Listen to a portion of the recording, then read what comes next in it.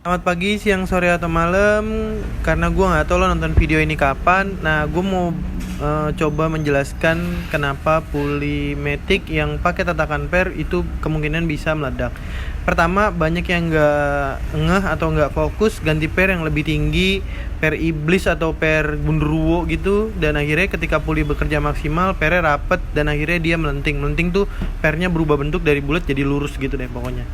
Nah, yang kedua, banyak orang yang pengen murah terus dia beli per truss bearing atau bearing seater, terus karena bikin tatakannya susah, akhirnya dia pakai tatakan Honda yang atas yang polos kayak gini dan pernya nggak tutup buat menyentuh truss bearing atau pelornya. Nah, ini adalah collar seal atau tatakan per yang bawaan motor punya NMAX atau Aerox, itu diameternya yang paling besar di antara yang beredar motor Jepangan.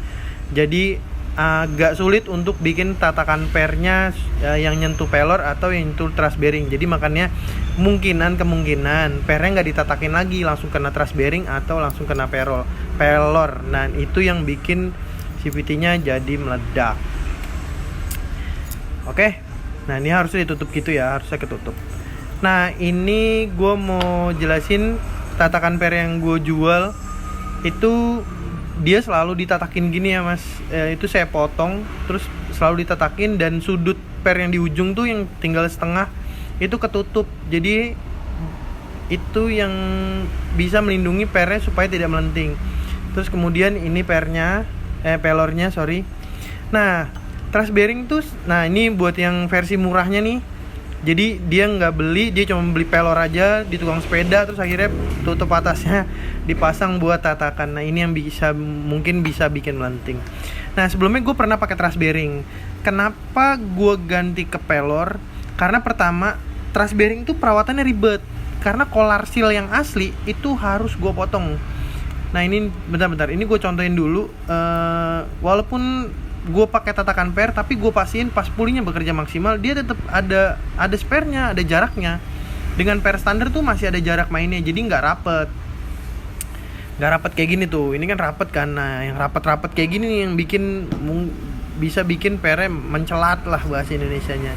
Nah, dulu gue pernah pakai truss bearing. Jadi truss bearing tuh kenapa gue bilang karena gue ganti pakai pelor, karena truss bearing tuh permukaan collar seal-nya itu harus dibuat flat, karena truss bearing atau bearing seater itu rata permukaannya. Jadi yang collar seal aslinya tuh harus dibuat flat. Jadi kalau misalkan gue mau ganti grease itu nyambutnya susah, nariknya agak susah karena bawahnya udah rata kan sama puli gitu. Oke, itu alasan gue. Nah, kalau pelor kan masuk kan ke dalam situ kan.